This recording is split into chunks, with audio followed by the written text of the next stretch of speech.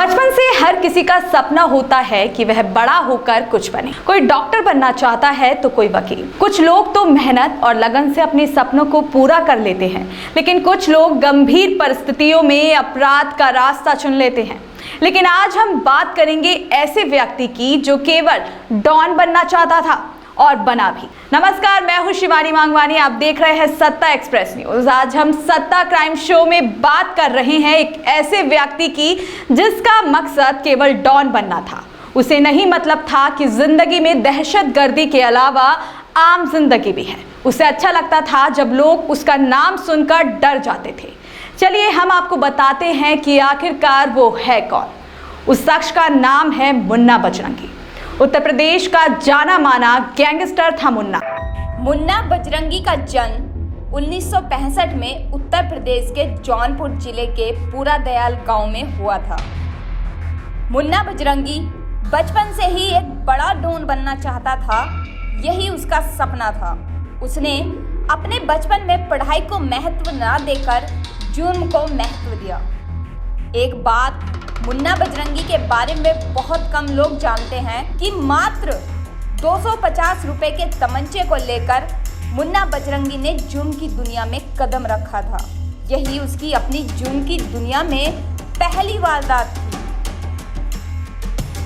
दरअसल मुन्ना के चाचा का गांव के ही एक भुल्लन नाम के शख्स के साथ पैसों को लेकर मामूली विवाद हो गया था। भुल्लन ने मुन्ना के चाचा को बहुत गालियां दी। ये बातें मुन्ना ने अपने दिल पर ले ली और 250 रुपए की पिस्टल खरीद सीधा भुल्लन के घर पहुंच गया। मुन्ना ने भुल्लन को देखते ही गोलियों से भून डाला और इस प्रकार मात्र 14 वर्ष की आयु में उसने यह पहला जुर्म किया।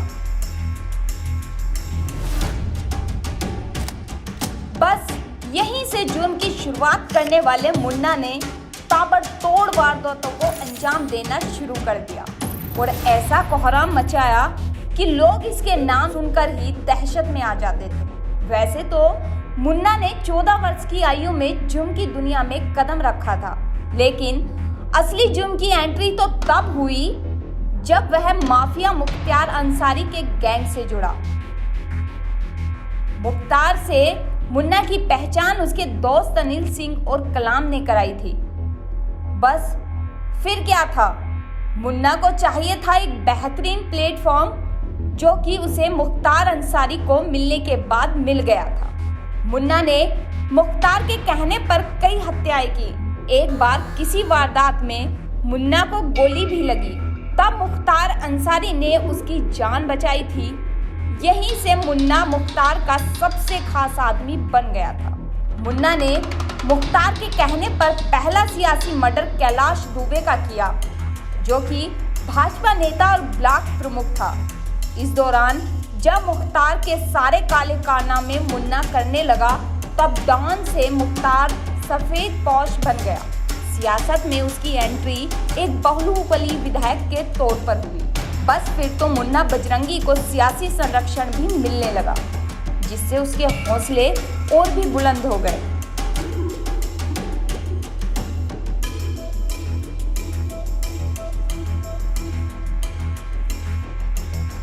अब मुन्ना के काफी दोस्त हो चुके थे, क्योंकि उसका नाम जुर्म की दुनिया में काफी ऊंचाइयों पर था।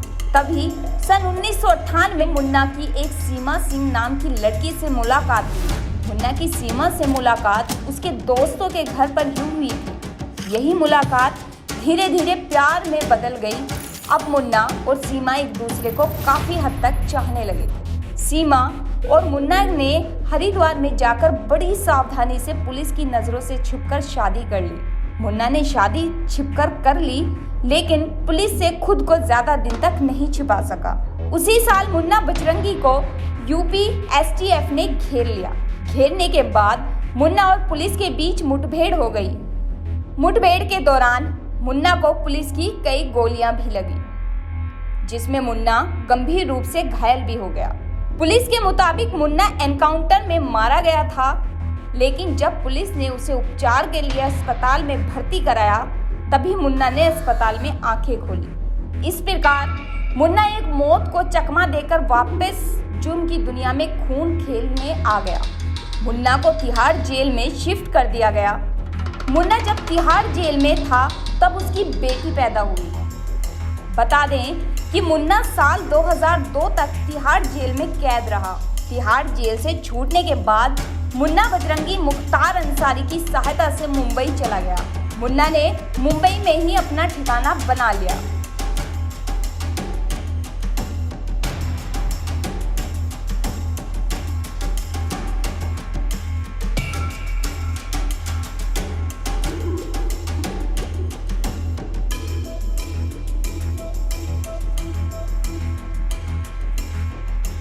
अब मुन्ना का नाम कई राज्यों में चलने लगा था।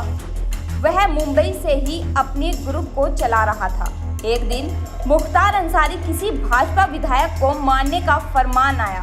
बस जैसे ही मुख्तार ने मुन्ना को आदेश दिया, मुन्ना बजरंगी ने भाजपा विधायक कृष्णानंद राय को मारने की साजिश में लग गया।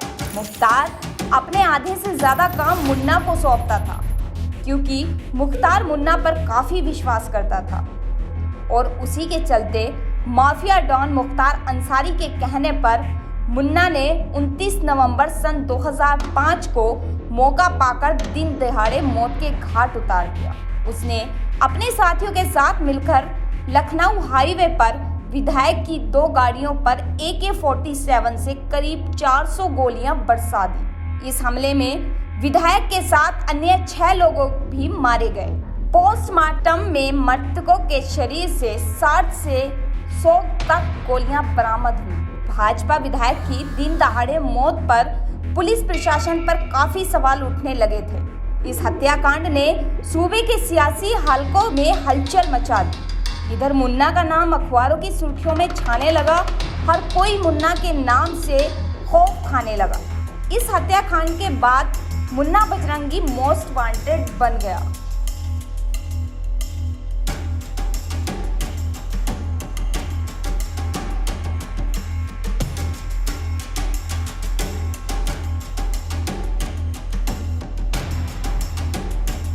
विधायक हत्याकांड ने मुन्ना को इतना चर्चित कर दिया कि पुलिस अचानक हरकत में आ गई। पुलिस को मुन्ना के पिछले कई मामलों में भी उसकी तलाश थी। उस पर हत्या, लूट, वसूली, अपहरण के कई मामले दर्ज थे। पुलिस प्रशासन ने मुन्ना बजरंगी पर 7 लाख का इनाम रखा था, लेकिन मुन्ना पुलिस से कहीं ज्यादा शातिर था। वह लगातार अपनी लोकेशन बदल रहा था। पुलिस पर मुन्ना को पकड़ने का लगातार दबाव बनाया जा रहा था। यूपी पुलिस और STF लगातार मुन्ना की तलाश कर रही थी। इस वजह से मुन्ना का यूपी और बिहार में रह पाना मुश्किल हो गया था। दिल्ली भी उसके लिए सुरक्षित नहीं था।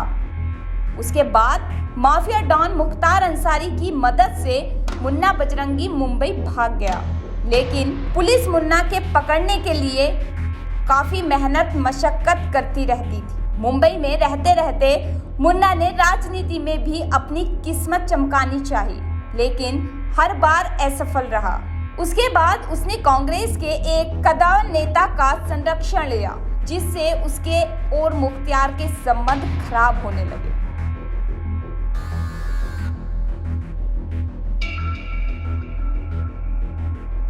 अब मुन्ना पुलिस के लिए सिर दर्द बन चुका था। पुलिस मुन्ना को पकड़ना चाहती थी, कैसे भी, किसी भी हालात में। उसे पकड़ना मानो पुलिस का सपना हो गया था। यह वक्त पुलिस के लिए बहुत बुरा वक्त चल रहा था, लेकिन कहते हैं ना कि वक्त की एक बहुत अच्छी बात है, कैसा भी हो गुजर ही जाता है। पुलिस का भी वक्त शायद बदलने ही वाला था, क्योंकि मुन्ना पर सबसे ज्यादा मुकदमे उत्तर प्रदेश में दर्ज हैं। पुलिस को खबर मिली कि मुन्ना मुंबई में छुपा हुआ है। दिनांक 29 अक्टूबर 2009 को दिल्ली पुलिस ने मुंबई के मलाड इलाके से गिरफ्तार कर लिया। सही मायने में दिल्ली पुलिस की ये सबसे बड़ी कामयाबी थी।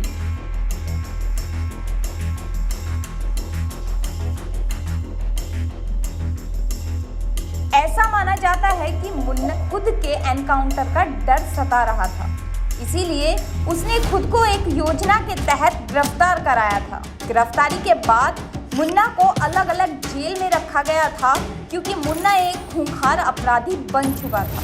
मुन्ना बजरंगी जिस जेल में भी जाता था, वहाँ के लोगों को धमकाना, वसूली करना, ये सब मानो उसकी जीवन के आधार बन चुके थे। जेल से भी ऐसे कई मामले सामने आ चुके थे। इसे जेलर के साथ साथ जेल में कैद लोग भी काफी परेशान रहने लगे थे। और हो भी क्यों ना, पानी में रहकर मगर से बैर ठीक नहीं। जिस मुन्ना बजरंगी को जेल के लोग अखबारों में पढ़ते थे, आज वही मुन्ना बजरंगी उन्हीं के साथ जेल में कैद था।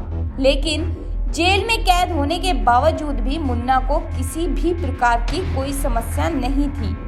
उसे वो हर एक चीज मुहैया कराई जाती थी जो भी वह मांगता था। मुन्ना बजरंगी का दावा था कि उसके 20 साल के आपराधिक जीवन में 40 से ज्यादा हत्याएं की हैं। अब मुन्ना बजरंगी झांसी की जेल में कैद था। दूसरे कैदियों की तरह मुन्ना को भी समान रूप से बैरक दिया गया था। लेकिन मुन्ना को खौफ इतना था कि लोग उससे कुछ ज्यादा ही डरते थे। यही कारण था कि मुन्ना जिस भी जेल में जाता ऐशो आराम से रहता। झांसी जेल में उसका रुतबा बरकरार था, लेकिन वक्त को कुछ और ही मंजूर था। किसे पता था कि मौत के सौदागर का समय अब निकट आ गया है। मुन्ना बजरंगी को बागपत की जेल में शिफ्ट किया गया। जेल बदलने से मुन्ना बजरंगी की पत्नी ने जान का खतरा बताया, लेकिन जेल में पुलिस की काफी टीम भी मौजूद थी। उन सभी के बीच यह कैसे संभव था? मुन्ना को रविवार को ही बागपत जेल में लाया गया था। एक रात जेल में बिताने के बाद अगली सुबह क्या होने वाला था, ये तो केवल वक्त ही जानता था। अचानक सोमवार की सुबह ताबड़तोड़ गोलियां चलने की आवाज आई। गोलियों से सभी हक्के बक्के रह गए। सभी पुलिसकर्मी दौड़ते हुए मुन्ना बजरंगी के बैरक की तरफ पहुंचे, लेकिन तब तक मुन्ना ढेर हो चुका था। उसकी लाश जमीन पर पड़ी थी और उसके शरीर में करीब 10 गोलियां दागी गई थी। ऐसा बताया जा रहा था कि मुन्ना के जेल में आने से पहले ही हथियारों को जेल में लाया गया था। वारदात में इस्तेमाल किए गए हथियार को गटर में फेंक दिया था। मुन्ना बजरंगी के वकील विकास श्रीवास्तव का आरोप है कि राजनीति देश के चलते मुन्ना बजरंगी की हत्या कराई गई है। उनका कहना है कुख्यात अपराधी सुनील राठी ने इस संगीन वारदात को अंजाम दिया है। उसने बैरक में ही बेखौफ होकर मुन्ना को मौत के घाट उतार दिया। हालांकि अभी मुन्ना के मर्डर पर सस्पेंस साफ नहीं हुआ है। मामले की गहराई से छानबीन की जा रही है। मुन्ना की पत्नी ने आरोप लगाया था कि मुन्ना को मारने की पहले से ही प्लानिंग चल रही थी। पुलिस कुख्यात अपराधी सुनील राठी से मिली हुई थी। इस प्रकार दहशत का एक और चिराग का अंत हो गया। मुन्ना की मौत पर कुछ लोगों ने दुख जताए, तो वहीं जिन लोगों को मुन्ना ने मौत के घाट उतार दिया था, उन्होंने इसे भगवान का इंसाफ बताकर धन्यवाद किया। कहते हैं कि जो व्यक्ति दूसरों को दुख देता है वह कभी जीवन में सुखी नहीं रह सकता। दूसरों की हत्या करने वाले मुन्ना की भी किस भयंकर रूप में मौत हुई है, ये सब तो आप सुनकर ही चौंक गए होंगे। इसी के साथ आज के शो को हम यही समाप्त करते हैं। अब मुलाकात होगी आपसे अगले शो में। तब तक के लिए देखते रहिए सत्ता एक्सप्रेस।